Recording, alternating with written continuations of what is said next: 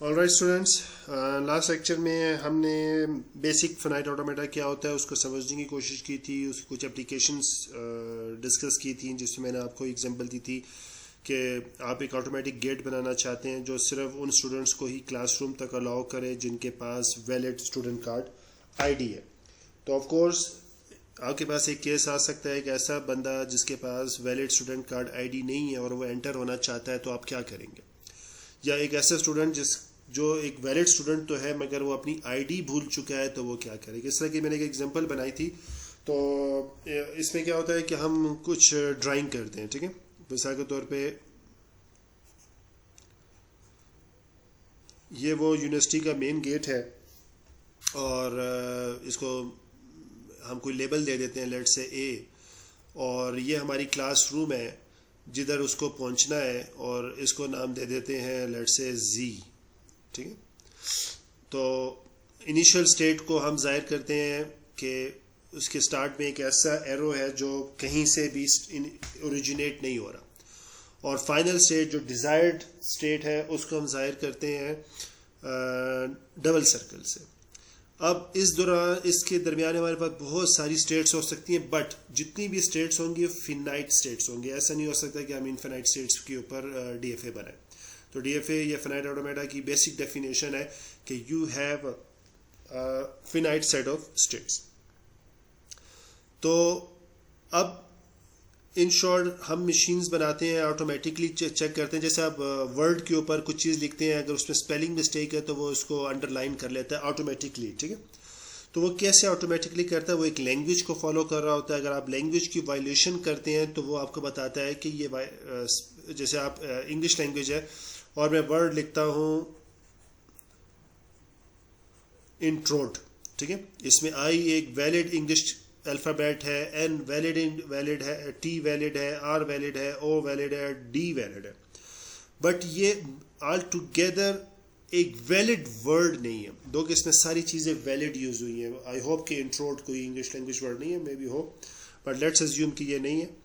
तो अब कैसे पता चलेगा कि ये एक वैलिड इंग्लिश वर्ड नहीं है? ठीक है, ऑटोमेटिकली कंप्यूटर को कैसे पता चलता है? तो यही हमने स्टडी करना है। आप सी लैंग्वेज का प्रोग्राम आपने पहले सेमेस्टर में लिखा होगा, अगर उसमें आप कोई सेंटेक्स सेमीकोलन लगाना भूल जाते हैं तो ऑटोमेटिकली उसको पता चल जाता है, क्योंकि वही ख़ास लैंग्वेज है सी लैंग्वेज की एक, तो उसमें ख़ास अल्फ़ाबेट्स आते हैं और वो ख़ास अल्फ़ाबेट्स के अगेंस्ट हम कुछ रूल्स रखते हैं और वो रूल्स वायलेट नहीं होने चाहिए। तो हम जब भी लैंग्वेज की बात करते हैं, इंग्लिश लैंग्वेज ले लें, उर्दू लैंग्वेज ले लें, तो उसमें सबसे बेसिक जो चीज़ आती है वो आती है अल्फ़ाबेट, ठीक है। आपको पता है इंग्लिश लैंग्वेज के अल्फ़ाबेट्स क्या हैं? A B C D E F G H to G, ठीक है। तो आपके पास जितने भी आस्की कोड्स हैं, यूनिकोड्स हैं, अभी आई होप कि आपको पता है कि आस्की कोड्स क्या होते हैं, यूनिकोड्स क्या होते हैं, ठीक है। या आप बहुत स्मॉल और रिस्ट्रिक्टेड वोकेबलरी भी यूज़ कर सकते हैं, let's say just zero and binary, ठीक है। और आप ए बी सी भी यूज़ कर सकते हैं। थ्रू आउट द कोर्स हम जितने भी अल्फ़ाबेट्स लेंगे वो बहुत स्मॉल सेट होगा, लेट से ए बी सी या 0 1 या ए बी ओनली। बट ऐसा जब आप किसी भी प्रॉब्लम को एक्सपेंड करते हैं तो आप बहुत ज़्यादा बड़ी वोकेबलरी भी ले सकते हैं। अच्छा, अभी अल्फ़ाबेट्स क्या हो सकते हैं? जैसे इंग्लिश लैंग्वेज के अगर आपको किसी एलियन को बताना पड़े कि अल्फ़ाबेट्स क्या होते हैं, तो आप यही कहेंगे कि लेट से ये ए है, क्यों? दिस इज़ ए, ये ए है और ये बी है, ये ए क्यों नहीं है और ये बी क्यों नहीं है? तो आप क्या कहते हैं कि ये एक सिंबल है, ठीक है, ये एक सिंबल है जिसको हम ए कह रहे हैं। तो बेसिकली अल्फ़ाबेट्स एक ख़ास सिंबल्स होते हैं। तो इसको अब हम एक ख़ास तरीके से डिफ़ाइन करते हैं। Alphabets can be single character और ग्रुप ऑफ करेक्टर्स। अब इस केस में ये क्या है कि इसमें मैं आपसे पूछूं तो कितने अल्फ़ाबेट्स हैं? तो इसमें 3 अल्फ़ाबेट्स हैं। एक अल्फ़ाबेट का नाम है ए, एक अल्फ़ाबेट है बी। अब ये कहने को दो आपकी जो कॉन्शियस है उसमें आपने ए और बी अलग अलग करेक्टर्स अल्फ़ाबेट समझते हैं, मगर हम डिफ़ाइन करते वक्त कह सकते हैं कि ये बी ए है, एक ही अल्फ़ाबेट है। इवन कि आप बहुत अपनी किस्म की ड्राइंग ले सकते हैं। आप कह सकते हैं एक अल्फ़ाबेट ये है, एक अल्फ़ाबेट ये है और एक अल्फ़ाबेट ये तो आप कोई भी ड्राइंग बना के उसको अल्फ़ाबेट कह सकते हैं। आप ये भी कह सकते हैं कि ये ABC एक ही अल्फ़ाबेट है। अब कहने को ये 3 डिफरेंट हमारे कॉन्शियस में है कि इंग्लिश के ये 3 लेटर्स लिए गए हैं, बट आपको जब लॉजिक डिसाइड करनी होती है तो आप बहुत सारी चीज़ों को फिर बहुत रूट लेवल पे देखते हैं, ठीक है। तो अल्फ़ाबेट सिंगल कैरेक्टर के भी हो सकते हैं, मल्टीपल कैरेक्टर्स के भी हो सकते हैं। Valid alphabets no letter should be prefix of other letter, ठीक है। तो इसके आगे जगह एग्जांपल देखते हैं, आपको क्लियर हो जाएगा कि अल्फ़ाबेट्स क्या होते हैं। सो अल्फ़ाबेट्स के बाद जो अगली चीज़ आती है वो होती है strings. For example English language के अल्फ़ाबेट्स हैं ABC से लेके आप पूरे Z तक चले जाएं, ठीक है। अब आप इसकी कॉम्बिनेशन से कुछ भी बना सकते हैं। फॉर एग्जांपल आप बनाते हैं CAT, ठीक है, कैट, या आप लिखते हैं POOL। तो अब P जो था वो हमारे इंग्लिश लैंग्वेज के जो अल्फ़ाबेट्स है, और अल्फ़ाबेट्स को हम जाहिर कैसे करते हैं थ्रू आउट द कोर्स, हम इसको इस सिंबल से जाहिर करेंगे। This is sigma. Of course दो के स्टैटिस्टिक्स में ये एक डिफरेंट डेफिनेशन है, बट कंप्यूटर साइंस में जब बहुत ज़्यादा काम हो रहा था, जिसमें उस वक्त इंटरनेट इतना कॉमन नहीं था, तो बहुत सारे फील्ड के जो एक्सपर्ट्स हैं वो सिंबल्स यूज़ कर लेते थे। दो कि this is a very specialised symbols in statistics, sigma, sum, but here it denotes the set, and this set indicates the possible alphabets of the language, sigma, ठीक है। तो अल्फ़ाबेट्स को जब आप किसी भी ऑर्डर में और किसी भी नंबर्स के हिसाब से जोड़ेंगे तो वो स्ट्रिंग्स बन जाती। Cat is a string, pool is a string, और लेट्स से सॉरी कैटा, बाटा, और DAS, डैश। अब ये सारे मैंने स्ट्रिंग्स लिखी है। अब आपको पता है कि इसमें कुछ वैलिड इंग्लिश लैंग्वेज के वर्ड है। कैट वैलिड है, पूल वैलिड है, कैटा वैलिड नहीं है, बाटा, हम बाटा सुनते हैं, शायद इंग्लिश लैंग्वेज को इसका मतलब हो, हम उसको लेट से इसको अज्यूम कर लेते हैं कि एक वैलिड है, बट डास एक वैलिड वर्ड इंग्लिश लैंग्वेज में नहीं है। बट तो हमें क्या पता चलेगा कौन सी स्ट्रिंग्स वैलिड है, कौन सी स्ट्रिंग्स इनवैलिड है। इसी तरीके से ग्रामर को चेक करते हैं, तो कोई भी वैलिड वर्ड किसी भी ऑर्डर में आ सकता है मिसाल के तौर पे, तो हमने उसको चेक करना है। तो स्ट्रिंग्स क्या होती हैं? सीक्वेंस ऑफ अल्फ़ाबेट किसी भी ऑर्डर में। फॉर एग्जांपल आप ए भी लिखते हैं 4 दफ़ा, एक ही अल्फ़ाबेट को आपने रिपीट कर दिया, दिस इज़ अ स्ट्रिंग। अब स्ट्रिंग एक वैलिड वर्ड है कि नहीं, ये अभी हमने किसी ग्रामर के थ्रू चेक करना। The set of strings over an alphabet sigma is the set of lists, each element of which is the member of sigma. Sets में हम पढ़ चुके हैं कि मेंबर का क्या मतलब होता है, ठीक है। तो string shown with no commas e.g. ABC, sigma star denotes a set of strings. sigma star ये एक बहुत frequent use term होगी throughout the course till mid term, ठीक है। तो सिग्मा स्टार का मतलब है कि आप एक स्ट्रिंग्स जो अल्फ़ाबेट्स जो थे, अल्फ़ाबेट्स सिंपल अल्फ़ाबेट्स है, तो इसका मतलब है कि इसमें रिपीटेशन नहीं आनी चाहिए, और सिग्मा स्टार में रिपीटेशन भी आ सकती है। और एक ख़ास किस्म की स्ट्रिंग होती है जिसको कहते हैं empty string, nothing is a empty string, ठीक है। ये भी ख़ास किस्म की स्ट्रिंग होती है। तो ये एग्जांपल है। अगर मेरे पास सिग्मा जो है वो है सिग्मा इज इक्वल टू 0 1, ठीक है। तो सिग्मा स्टार क्या होगा? सिग्मा स्टार, ठीक है, दिस इज मतलब मैं इसको sigma star is equal to भी कर सकता हूं। तो सिग्मा स्टार क्या हो सकता है? पहली स्टार की प्रॉपर्टी है कि कुछ भी नहीं हो सकता, एम्प्टी स्ट्रिंग, फिर 0 हो सकता है, फिर 1 हो सकता है, फिर 00 हो सकता है, 000, 40, 50, 6 zeros, कुछ भी। और ये आपके पास, आपको पता है कि इनफिनाइट पॉसिबिलिटीज है जस्ट 2 लेंथ के सिग्मा के लिए। दो कि अगर सिंपल 0 भी होता, लेट्स से कि अगर मेरे पास सिग्मा 0 है सिंपल, तब भी मेरे पास सिग्मा स्टार इनफिनाइट जा सकता है। कैसे? एक दफ़ा 0, फिर 2 दफ़ा 0, 3 दफ़ा 0, इस तरह ये इनफिनाइट पॉसिबल कॉम्बिनेशंस है हमारे पास सिग्मा स्टार की। तो सिग्मा स्टार क्लियर हो गया कि गिवन अल्फ़ाबेट्स जो भी है उसकी कोई भी कॉम्बिनेशन किसी भी ऑर्डर में किसी भी नंबर्स के साथ। स्ट्रिंग ऑपरेशंस हमारे पास है कि अगर आपके पास 2 स्ट्रिंग्स हैं तो आप इनको कनकैटिनेट कर सकते हैं। लेट्स से एक स्ट्रिंग है ए बी बी ए और दूसरी स्ट्रिंग है बी बी बी ए, दोनों का सिग्मा आपको पता चल चुका है, ए और बी है सिंपल, तो आप इजीली इसको कनकैटिनेट कर सकते हैं। आप अगर तो आगे जाके जावा या एडवांस पाइथन लैंग्वेजेस पढ़ेंगे तो स्ट्रिंग ऑपरेशंस बहुत ज़्यादा फ्रीक्वेंटली यूज़ होते हैं प्रॉब्लम सॉल्विंग के लिए।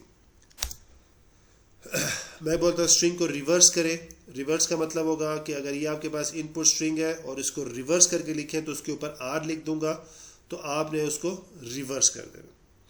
तो रिवर्स का मतलब है लेफ्ट टू राइट की बजाय राइट टू लेफ्ट लिख देना। स्ट्रिंग लेंथ, स्ट्रिंग लेंथ ये है कि उसमें नंबर ऑफ अल्फ़ाबेट्स कितने हैं। फॉर एग्जांपल आपका नाम है अली, तो इसकी लेंथ को अगर ये 2 बार लगा दे जाए तो आपको पता है इसकी लेंथ है 3, इसमें 3 अल्फ़ाबेट इस्तेमाल हुए, ठीक है। तो length basically counts the number of alphabets present in the string. Repetition को भी आप काउंट करेंगे, मिसाल के तौर पे ए बी बी ए, अब ए 2 दफ़ा है और बी 2 दफ़ा है, बट ऑल टुगेदर ये 4 टाइम्स है, इसकी लेंथ 4 है। तो अगर आप आगे एग्जाम्स में अपेयर होते हैं, competitive exam related to computer science, तो theory of automata core course है, तो इस तरह जो कंफ्यूजिंग क्वेश्चंस हो सकते हैं वो ये हो सकते हैं, ठीक है। Let sigma is equal to B A B D, और ये आपके पास स्ट्रिंग है, तो आपसे पूछा जाता है कि व्हाट इज़ द लेंथ। तो बहुत सारे बच्चे क्या करते हैं, काउंट करते हैं 1 2 3 4 5 6 7 8 9, they said that the length is 9, which is incorrect. Why? आपने पहले इनका टोकन्स बनाने हैं, दो कि आप इसको कंप्यूटर में टोकन्स बनाते हैं, मगर माइंड में आपको टोकन इस तरह नहीं चलता। पर आप देखें B is a valid sigma, A B, अब ये ए बी एक काउंट होगा 2, ये 2 दफ़ा लिखा गया, बट इधर हमने बता दिया ना कि ये एक वैलिड कैरेक्टर या अल्फ़ाबेट इस तरीके से है। तो जब इसके बाद आप उसको काउंट करते हैं तो 1 2 3 4 5 बनता है, और 5 इज़ अ करेक्ट आंसर। तो आई होप कि ये लेंथ की एग्जांपल आपको क्लियर हुई होगी। तो इसका थोड़ा सा ख्याल रखना है, मैं भी आपको ट्रिक कर सकता हूँ, और ये trick most of the time theory of automata से रिलेटेड क्वेश्चंस जो कॉम्पिटिटिव एग्जाम्स में, स्कॉलरशिप एग्जाम से पूछे जाते हैं, तो इस तरीके से ट्रिक किया जाता है। तो काउंट करने का ये तरीका है, ठीक है। इस सिंपल को देख लें, वेरी सिंपल है।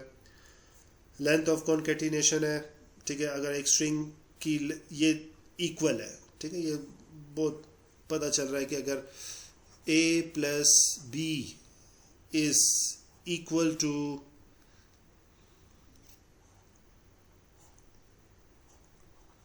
a प्लस बी, दो स्ट्रिंग को कनकेटिनेट करने के बाद उसमें number of alphabets should be equal to उनको कनकेटिनेट किए बगैर, ठीक है। तो ये सिंपल कुछ चीज़ें जो क्लियर है, आई होप सो। सब स्ट्रिंग ये एक बहुत फ्रीक्वेंट यूज टर्म है। अगर आप जावा और पाइथन जैसे एडवांस लैंग्वेजेस को जब एक्सपर्ट होने की कोशिश करेंगे तो सब स्ट्रिंग बहुत ज़्यादा यूज होता है।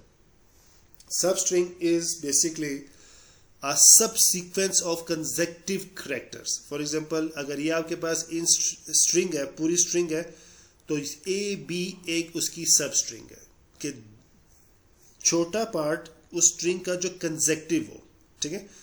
तो फॉर एग्जांपल अगर मैं आपसे पूछूं ए क्या इसकी सब स्ट्रिंग है, देखें ए इसमें मौजूद है और ये ए भी मौजूद है, मगर ये एक सब स्ट्रिंग नहीं है, क्योंकि सब स्ट्रिंग के लिए कंसेक्टिव होना मस्ट है। तो इस केस में ये एक की सब स्ट्रिंग है, एक सिंगल कैरेक्टर भी सब स्ट्रिंग हो सकती है, और अगर एक से ज़्यादा, फॉर एग्जांपल इस केस में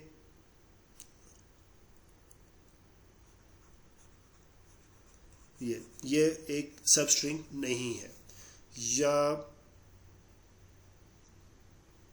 डबल ए एक सब स्ट्रिंग नहीं है। तो क्या बी ए एक सब स्ट्रिंग है इसमें? क्या बी ए एक सब स्ट्रिंग है? Yes, this is the B A. ठीक है, तो ये एक सब स्ट्रिंग है। तो सब स्ट्रिंग क्लियर हो गया होगा। अब सब स्ट्रिंग की दो स्पेशल टाइप्स हैं, एक है प्रीफिक्स, एक है सफिक्स। ठीक है, प्रीफिक्स का मतलब है कि कोई भी सब स्ट्रिंग जो स्टार्ट में आती हो, और सफिक्स का मतलब है जो लास्ट में है। और सब स्ट्रिंग क्या होती है? जो कहीं पे भी हो सकती है, वो स्टार्ट में भी हो सकती है, वो दरमियान में भी हो सकती है, और वो आखिर में भी हो सकती है। तो प्रीफिक्स और सफिक्स में हम शर्त लगा देते हैं कि उसको स्टार्ट में ही होना है और इस सफिक्स को एंड में ही होना है। जैसे कि आप कहते हैं कि डायरेक्टरी में स्टैटिक डॉट एक्जी, मतलब सारी एक्जी की फाइल्स, तो इसके आखिर में फिर इसके बाद कुछ नहीं आ सकता, इसको कहते हैं सफिक्स। या आप कहते हैं वो सारी फाइल जो विन के नाम से स्टार्ट हो रही है, विन स्टार, तो आपने क्या है कि प्रीफिक्स विन होना चाहिए, फिर आखिर में कुछ भी हो।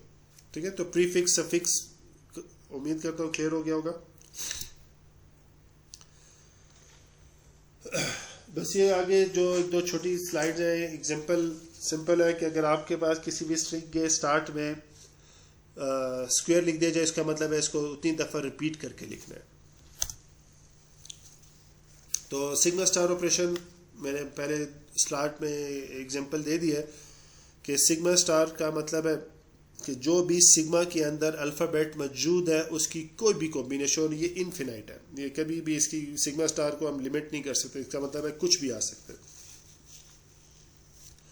सिर्फ एक ख़ास चीज़ सिग्मा स्टार में होती है जिसको लैम्डा भी पढ़ा जाता है, एप्सिलॉन भी लिखा जाता है, वो उसका एम्प्टी स्ट्रिंग में नथिंग इज जनरेटेड।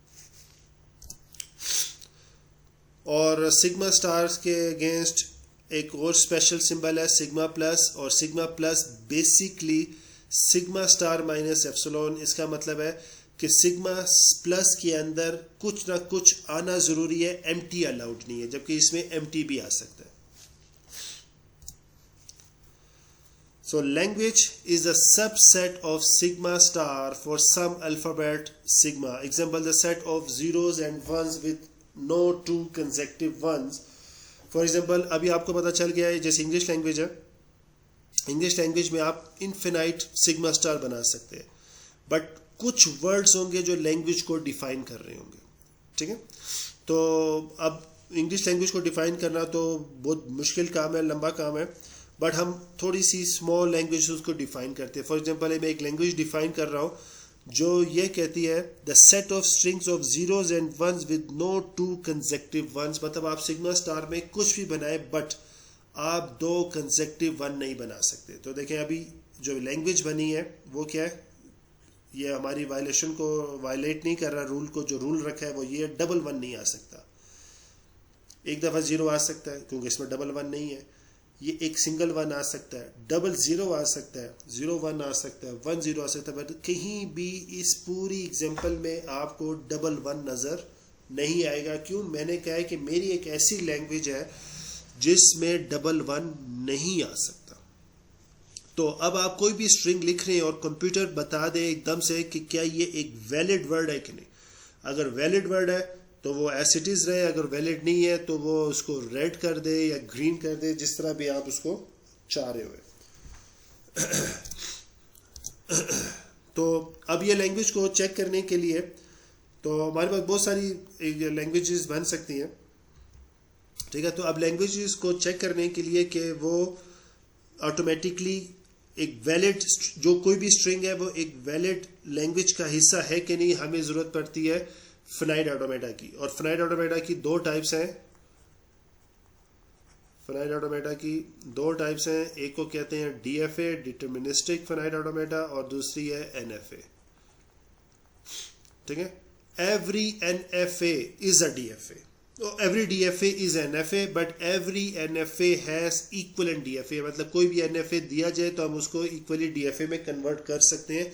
इन दोनों में इक्वलेंस होल्ड करती है, but every NFA is not a DFA। ठीक है, but every DFA is NFA। तो इन 5 चीज़ों को देखते हुए हम एक DFA क्रिएट करेंगे। एक जैसे जो हमने पहली स्लाइड में एग्जांपल बनाई थी, फॉर एग्जांपल ये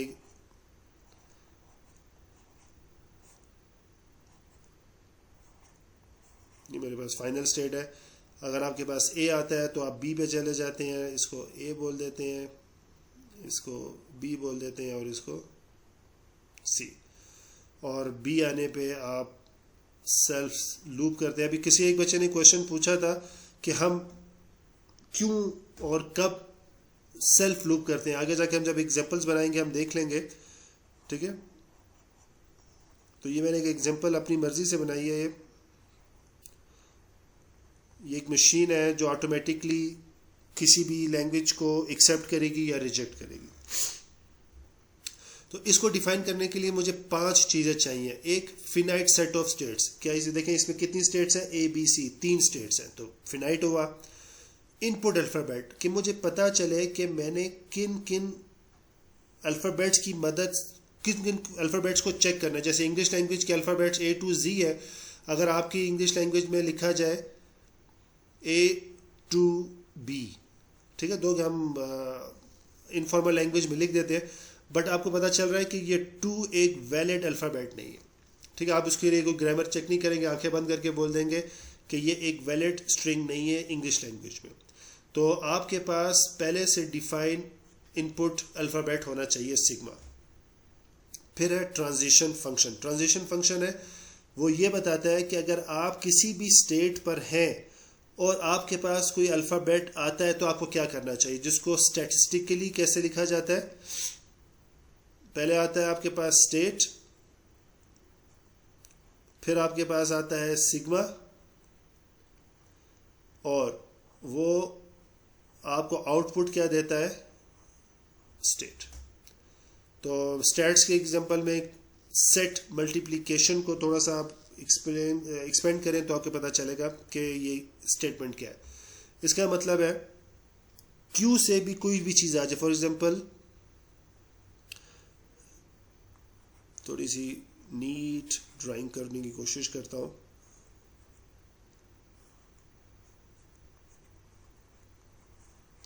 आप ए से बी पे कब आ रहे हैं, जब आपके पास 0 आ रहा है।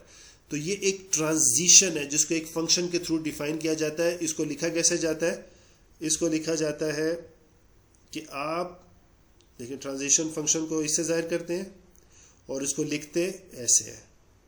इसका मतलब है कि आप पहले स्टेट बताएंगे। अगर आप स्टेट ए पर हैं और आपके पास 0 आ जाए तो आप किधर जाएंगे, आप जाएंगे स्टेट बी के ऊपर, ठीक है। तो ट्रांजिशन फंक्शन में आपको कोई भी ये बताया जाता है, अगर आप किसी भी स्टेट पर हैं और आपके पास सिग्मा आ जाए तो आपको क्या करना है, आपने लूप करना है, सेल्फ लूप करना है, आपने स्टेट ए से स्टेट बी पे चले जाना है, क्या करना है आपने।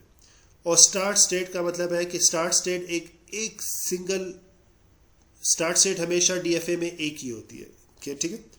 एंड 5वीं चीज़ है सेट ऑफ फाइनल स्टेट। देखिए इसमें मैंने वर्ड यूज़ किया set of final state, capital F, यानी फाइनल स्टेट्स आपके पास एक से ज़्यादा हो सकती है। जैसे एक कोई भी स्टूडेंट यूनिवर्सिटी के मेन गेट से एंटर हो रहा है तो उसके पास वैलिड स्टूडेंट कार्ड आईडी होना चाहिए।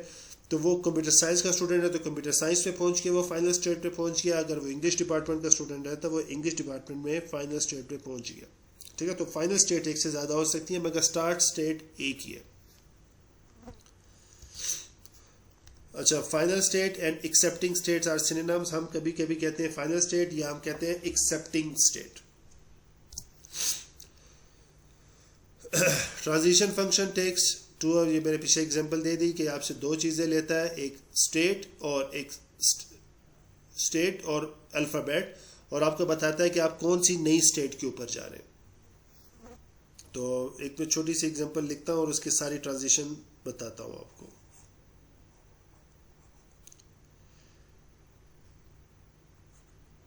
छोटी सी एग्जांपल बना रहा हूँ।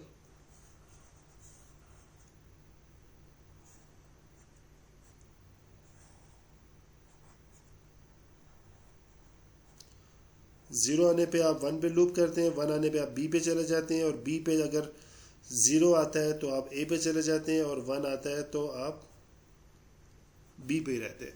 तो इसका मतलब है आपके पास 4 रूल्स हैं, ठीक है। पहला ट्रांजिशन फंक्शन क्या है कि आप ए पर हैं और आप पे 0 आता है तो आप किधर जाएंगे, बी पे, और ए के ऊपर ही रहेंगे।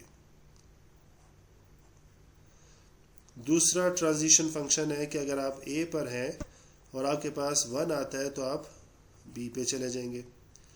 तीसरा है आप बी पर हैं, क्योंकि ए पे सारी पॉसिबिलिटी ख़त्म होगी, आप बी पर हैं, आपके पास 1 आता है तो आप बी पर ही रहते हैं, और आप बी पर हैं और आपके पास 0 आता है तो आप ए पे चले जाते हैं। तो ये है ट्रांजिशन फंक्शन कि आपके पास सारी पॉसिबिलिटीज़ मैंने बता दी कि अभी आपके पास स्ट्रिंग आती है तो आपको पता चल जाएगा इन चारों में से कोई एक ही ट्रू होगा।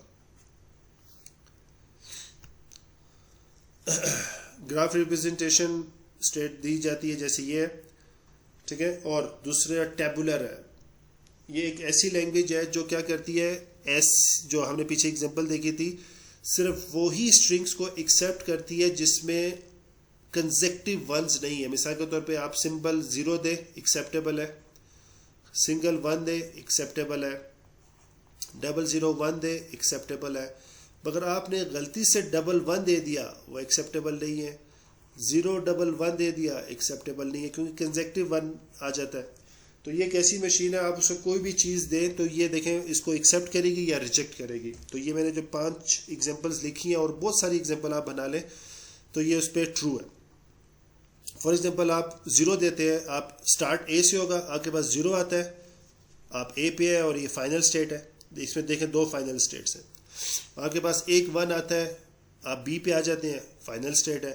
पर जैसे ही 1 आता है, यानी कि आपने बी पे 1 दिया और फिर 1 दिया, तो बस आप सी पे आ जाते हैं और सी एक डेड स्टेट है। डेड स्टेट शायद मैं पीछे वीडियो में बता चुका हूँ, एक ऐसी स्टेट जिस पे अगर आप दाखिल हो जाए तो आप कभी भी फाइनल या एक्सेप्टिंग स्टेट पर नहीं आते। जैसे आप सी पे एक दफ़ा अगर आ गए, फिर आपके पास कुछ भी है, मिसाल के तौर पे अगर आपने 11000010 है, अब ये रिजेक्टेड है, ठीक है, क्योंकि इसके स्टार्ट में 1 आ गया, आखिर में भी कुछ भी है, आई डोंट केयर।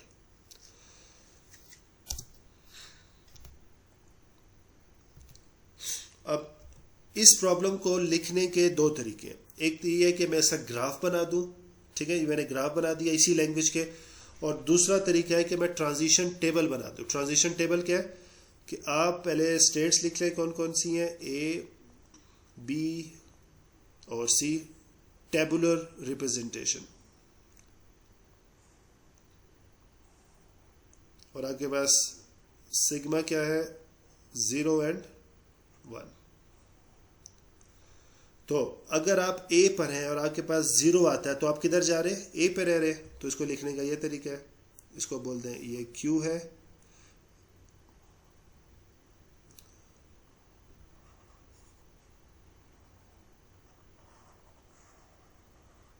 ठीक है। टेबल जो अगली स्लाइड पे मौजूद है, बट इस स्लाइड पे इस तरफ इसको एक कंप्लीट सेंस मिल जाए आपको। अगर आप ए पर हैं और आपके पास 0 आता है तो आप किधर जाते हैं, ए पर, और आपके पास 1 आता है तो आप किधर जाते हैं, बी पर। अब आते हैं आप बी पर, बी पे अगर 0 आता है तो आप किधर जाते हैं, ए पर, और बी पे अगर 1 आता है आप किधर जाते हैं, सी पर। सी पर 0 आता है तो आप सी पर रहते हैं, और सी पर अगर 1 आता है तो आप सी पर रहते हैं। तो ए स्टार्टिंग सिंबल है और सी को प्लस से जाहिर कर दे, इसका मतलब है कि ये फाइनल स्टेट है। अगर आपको खाली टेबल दिया जाए तो आपको ये फिगर बनानी आनी चाहिए, इस टेबल से ये फिगर और इस फिगर से ये टेबल, ठीक है। इसकी आपने थोड़ी सी प्रैक्टिस करनी है, तो मैं प्रैक्टिस क्वेश्चंस अगर आप कहेंगे तो मैं ग्रुप पे दे भी दूंगा। तो आपको ग्राफ दिया जाए उससे टेबल बनाना, और टेबल दिया जाए तो उससे ग्राफ बनाना आपको आना चाहिए, ठीक है। तो यही जो पिछले एग्जांपल मैंने लिखी है उसका टेबुलर व्यू है।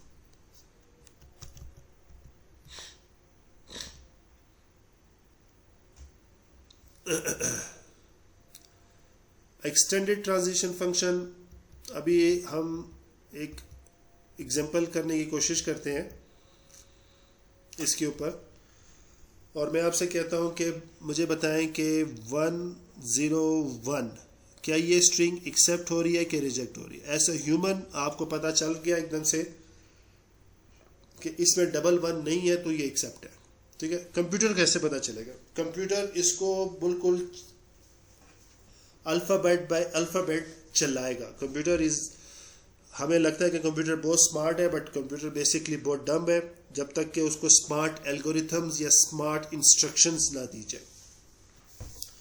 तो ये मेरी स्ट्रिंग है, इसको देखें ट्रैवर्स कैसे करना है। ये इसकी थोड़ी ज़्यादा प्रैक्टिस करनी है, आगे एक दो वीडियोस पे या हम क्लास जो आज 4 बजे मैंने रखी है उस पर हम डिस्कस करेंगे। तो आपने डेल्टा स्टार्ट सिंबल आपके पास है ए, क्योंकि आपने ए से ही स्टार्ट करना है, और स्ट्रिंग है 1 0 1, और इसमें से आप रीड किसको कर रहे हैं, जिसको रीड कर रहे हैं उसको अंडरलाइन कर दें।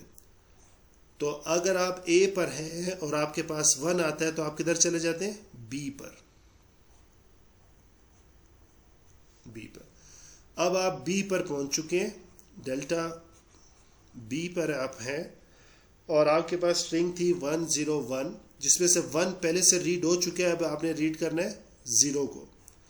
तो अगर आप बी पर हैं और आपके पास 0 आता है तो आप किधर जाएंगे, ए पर।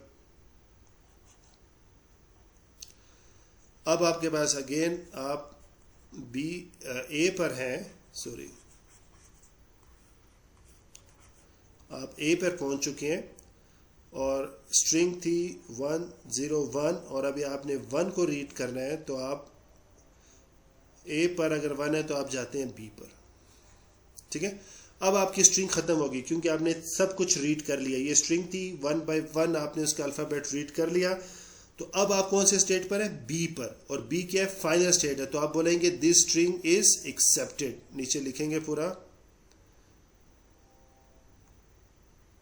1 0 1 इज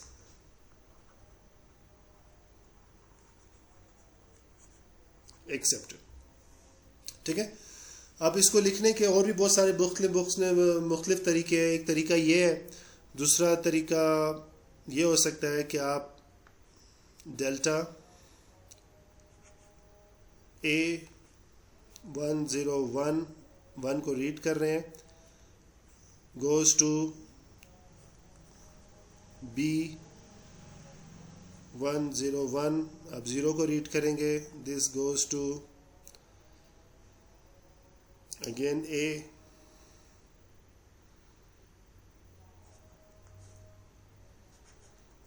और आप रीड करेंगे 1 0 1, अब इसको रीड करेंगे और फाइनली आप पहुंच जाएंगे बी पर, और B is the final state, ठीक है। एक लिखने का ये भी तरीका है इसको, तो आप किसी भी तरीके से लिख सकते हैं। तो मैं स्ट्रिंग चेक कर रहा हूँ 101, ठीक है। आपके पास पहले 1 आया, आप बी पर आए, फिर आपके पास 0 आया, आप ए पर आए, फिर आपके पास दोबारा 1 आया, आप बी पर आए, और स्ट्रिंग खत्म होगी और आप बी पर आए तो आप बोलते हैं इट इज एक्सेप्टेड, ठीक है।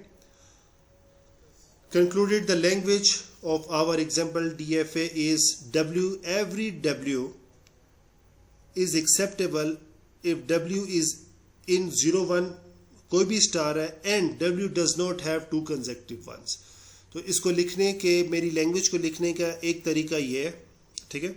दूसरा तरीका मैं DFA बना देता हूँ, मशीन जो पीछे बनी हुई है, और तीसरा तरीका ये है, मैं उसका टेबल बना देता हूँ, ठीक है। टेबल में फिर मुझे ये बताना है कि स्टार्ट क्या है, ए स्टार्ट है और ए फाइनल भी है और बी फाइनल भी है, और सी जो है वह फाइनल स्टेट नहीं है।